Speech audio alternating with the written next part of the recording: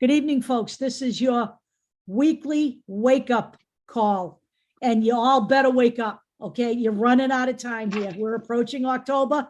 The midterms are the end of November. Actually, the midterms are the beginning of November, I believe. Am I correct? November 8th? Yes, November 8th. By the end of November, we'll know our fate. So you people need to get on the stick. And I'm going to turn this over to Dave. Okay, so a lot of you already know this, but for those who do not know this, the Republicans are not pro-life. There was a recent Politico article talking about an interview that Lindsey did, saying that to those of you who suggest that being pro-life is losing politics, I reject that. That's fine, except the Republicans are the Republicans are not pro-life. They're anti-choice.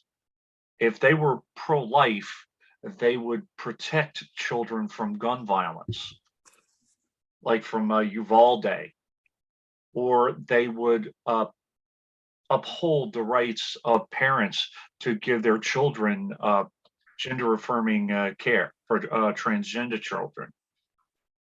And also, they would protect or call out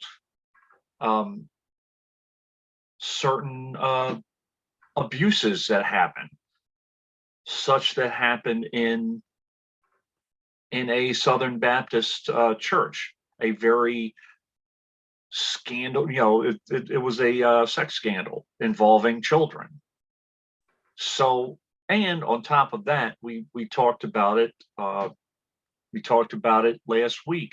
Tate Reeves laughing and making jokes about poisoned water. So please don't tell me that the Republicans care. But oh yeah, they care so much that we had 19 as of September 20th, and then it turned to 22 Republican lawmakers that want to get rid of Biden's student loan forgiveness plans, or two actually, because it's getting rid of the military's top recruiting incentive, basically the GI Bill, for free education.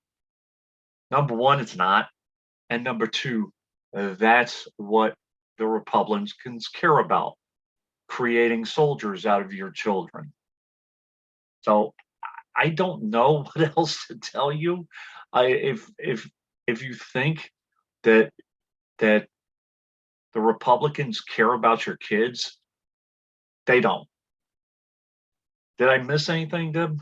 Yeah, well, the Republicans care so much about your kids that they sued the government to be able to not feed free lunches to transgender and LGBT kids who are gay or trans. Yep. We don't hate them. We just don't want to feed them like we're feeding all the straight kids. You know what? The GOP does not legislate. It does not produce any legislation that benefits the people. It only produces legislation that goes against the people. It obstructs, it lies, it feels no guilt when it demonizes a group of people to the point where there are bomb threats on hospitals that provide gender-affirming care. It does not speak out when their followers advocate for violence. In fact, they speak violence. And all of this stuff, whether you want to believe it or not, does affect children. Kids hear it, kids absorb it, kids become the victims of it. For example, the people who bring their children to, Boston Children's Hospital, many of those people are already stressed out. Their kids are seriously ill. To be spreading lies about a hospital to the point where they can't even get their kids to that hospital, they have to divert to another hospital, is absolutely not caring about your children or being pro-life. It's absolute bullshit. One more thing I want to mention. Florida, we've mentioned it before. DeSantis with his legislation eliminating safe spaces for LGBT kids, Q kids In schools. in schools. Taking down and no longer making available the anti-bullying video. You know, it's not just gay kids that are bullied. It's anybody who is different that gets bullied. So to think that they're just harming LGBTQ kids by taking that bullying video down, they're harming all children. This shit is off the chain and off the charts.